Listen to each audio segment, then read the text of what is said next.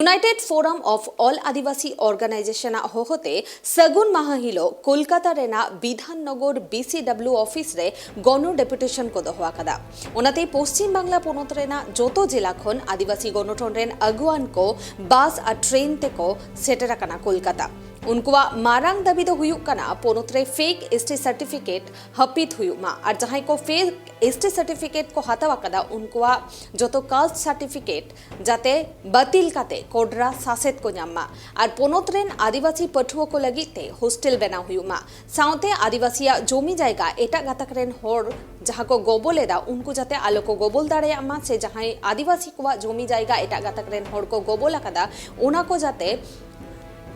बद हसारेन आसल मालिक मेंदो आदिवासी को रुवर को ᱧᱟᱢᱟ नोआ साउते आरहो अडी आयमा दाबी आते गे तेहेना नोआ कमी होरा को सापड़ाव आकादा आदिवासी गणठन को पाहटा खन अडी आयमा दाबी आते नोआ डेपुटेशन कमी होरा को सापड़ाव आकादा उनको चे दाबी मेना आकादा नोआ को इदी काते सामेला सही बोन बाडाया रोना खातिर इन सा फोन कॉल रे जोपड़ाव मेनाया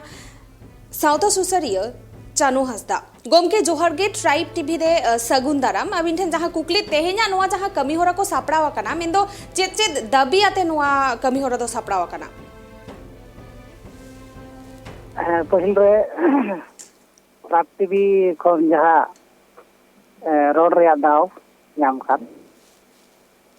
ओना खातिर इन आपे ट्राइब टीवी सनम को भी साई सगुन सरहाव आ सगुन सेता जोहर तो जहाँ तिहिन कोलकाता विधाननगर बीसीडब्ल्यू थे डेपुटेशन सपड़ाव हुई कान तो नोआ दो खाली सावताल सुमुन मते दो बांग सावताल संप्रदाय जहाँ मेना बोना अब जहाँ पश्चिम बांगला रेकॉर्ड रे जहाँ शेड्यूल ट्राइब रे मेना बोना 40 जाति जतो जाति भितरी रेगी नाना रकम समस्या मेना गया तो जहाँ अब पहिल मिते समस्या दो हुई कान तबोना जहाँ फेक एसटी जहाँ अब मिते थोक रिको लिखा का बना शेड्यूल टाटे एसटी रे तो नोआ चितान ते अडी मारांग गाफलती से माने नोंका अबवा एसटी सर्टिफिकेट कोस्ट को एमाव को कना सरकारी दफ्तर खन गे तो नोंका गे आयमा रकम प्रूफ मेना उनको सरकारी दफ्तर अब को एरे इदी का बना जे को मेनेदा जे मिते एटा कास्टम जुदी एसटी खाज जुदी उनी कोर्ट रे एबिडिबिट काते आया जुदी माने सरनेम जे पदवी पाल्टाव लेताय खाय जे एसटी लेन खाय आले दो आर जहाना किछु कोरार बनु तालेया ताहले नोना को ओका खोज हजू कना ओका खोज नोना को ᱧᱟᱢᱮᱫᱟ गड़ो सपो से सहा को ᱧᱟᱢᱮᱫᱟ एकमात्र बीसीडब्ल्यू छाड़ा दो जहां दो बाको कोराव दाड़ेया तो तिहिन अबोआ एसटी सर्टिफिकेट नितुम ते एटा गाताक रेन एटा जाति रेन जे एसटी बांग कना को जेमन साहा चक्रवर्ती भट्टाचार्य विभिन्न धरन रे अब एसटी बांग कना को उनको एसटी सर्टिफिकेट को एमाव को कना नोआ चितान ते मिते अडी जोर आते तिहिन जमेलाय आते को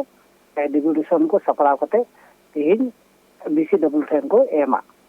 ओना सावते तिहिन अबुआ एसटी अंडर रे जहाँ हॉस्टेल को चला कना तो ओंडे हो जाते ओना को हॉस्टेल रे फैसिलिटी से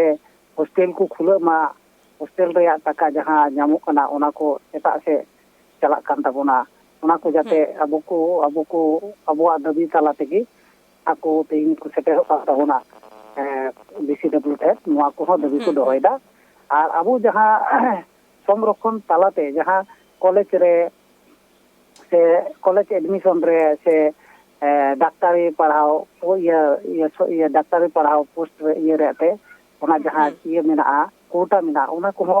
एसटी नितुम ते एटा जाति को हातेदा ओना कोटा को पूरणेदा किंतु आदोते अब जहाँ रियल मेना बोना असल सांताल से एसटी रे जहाँ कास्टम एसटी मेना कोआ जेमन उरा मुंडा हो खरिया बिदिया नुकु जहाँ मेना पा नुकु दो किंतु बाको ᱧᱟᱢᱮदा को एटा चक्रवर्ती ब्राह्मण जतन एटा कास्टम मेना कोआ नुकु को ᱧᱟᱢᱮदा ताहले तिहिन अनेक ओंडे खय बुन अबो बुन चुडर उचु कान से बुन एड़े उचु कान ओना को याते गे जाते ओने हो माने एकमात्र एसटी सर्टिफिकेट देखाव काते उनी ओना कोटा रे सिलेदो कना ᱟᱫᱚ ᱦᱚᱸ ᱠᱚ ᱫᱟᱹᱵᱤ ᱪᱮᱛᱟᱱ ᱛᱮᱜᱮ ᱛᱮᱦᱮᱧ ᱱᱚᱣᱟ ᱠᱚ ᱡᱟᱦᱟᱸ ᱫᱟᱹᱵᱤ ᱢᱮᱱᱟᱜᱼᱟ, ᱡᱟᱦᱟᱸ ᱴᱳᱴᱟᱞ ᱫᱚ ᱯᱩᱨণᱟᱝᱜᱚ ᱡᱚᱛᱚ ᱜᱮ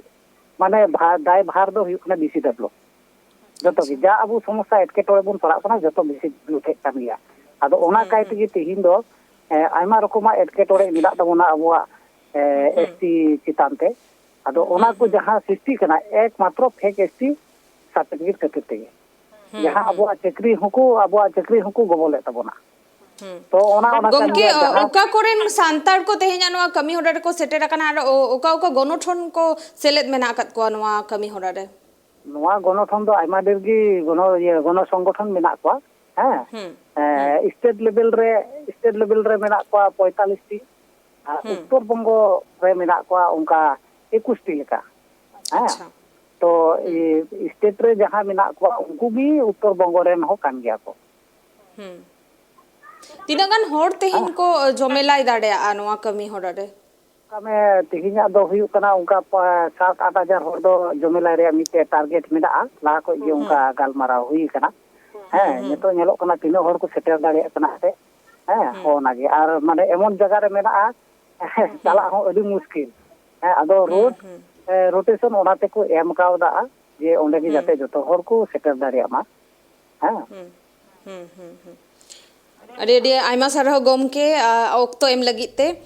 ᱟᱵᱚ ᱧᱮᱞ ᱠᱮᱜᱼᱟ ᱵᱚᱱ ᱤউনাইটেড ফোরাম অফ অল আদিবাসী অর্গানাইজেশনাᱜ ᱦᱚᱦᱚᱛᱮ ᱛᱮᱦᱮᱧ ᱠᱳᱞᱠᱟতা ᱨᱮᱱᱟᱜ ᱵᱤᱫᱷᱟᱱᱱᱚᱜᱚᱨ BCW ᱚᱯᱷᱤᱥ ᱨᱮ ᱜᱚᱱᱚ ᱰᱮᱯᱩᱴᱮᱥᱚᱱ ᱥᱟᱯᱲᱟᱣ ᱟᱠᱟᱱᱟ ᱟᱨ ᱚᱱᱟᱛᱮ ᱯᱚᱥᱪᱤᱢ ᱵᱟᱝᱞᱟ ᱯᱚᱱᱚᱛ ᱨᱮᱱᱟᱜ ᱡᱚᱛᱚ ᱡᱮᱞᱟ ᱠᱷᱚᱱ ᱟᱹᱫᱤᱵᱟᱹᱥᱤ ᱜᱚᱱᱚᱴᱷᱚᱱ ᱨᱮᱱ ᱟᱹᱜᱩᱣᱟᱱ ᱠᱚ ᱵᱟᱥ ᱟᱨ ᱴᱨᱮᱱ ᱛᱮᱠᱚ ᱥᱮᱴᱮᱨᱚᱜ ᱠᱟᱱᱟ। ᱵᱟᱰᱟᱭᱚᱜ ᱠᱟᱱᱟ ᱛᱮᱦᱮᱧ ᱚᱸᱰᱮ 6 ᱠᱷᱚᱱ 7 ᱦᱟᱡᱟᱨ ᱦᱚᱲᱟᱜ ᱡᱚᱢᱮᱞᱟᱭ ᱦᱩᱭ ᱫᱟᱲᱮᱭᱟᱜᱼᱟ। ᱟᱨ ᱥᱟᱱᱟᱢ ᱡᱮᱞᱟ ᱠᱷᱚᱱ ᱜᱮ ᱟᱹᱰᱤ ᱟᱭᱢᱟ ᱥᱟᱱᱛᱟᱲ ᱥᱮ ᱟᱹᱫᱤᱵᱟᱹᱥᱤ ᱠᱚ ᱱᱚᱣᱟ ᱠᱟᱹᱢᱤ ᱦᱚᱨᱟ ᱨᱮᱠᱚ ᱥᱮᱞᱮᱫᱚᱜᱼᱟ। ᱵᱟᱰᱟᱭᱚᱜ ᱠᱟᱱᱟ ᱯᱚᱱᱚᱛ ᱨᱮ ᱯᱷᱮᱠ ST ᱥᱟᱨᱴᱤᱯᱷᱤᱠᱮᱴ ᱡᱟᱛᱮ ᱦᱟᱹᱯᱤᱫ ᱦᱩᱭᱩᱜ ᱢᱟ ᱱᱚᱣᱟ ᱜᱮ ᱢᱮᱱᱫᱚ ᱢᱩᱞ ᱫᱟᱵᱤ ᱠᱟᱱᱟ। ᱟᱨ ᱚᱱᱟ ᱥᱟᱶ ᱥᱟᱶᱛᱮ ᱟᱨᱦᱚᱸ ᱟᱹᱰᱤ ᱟᱭᱢᱟ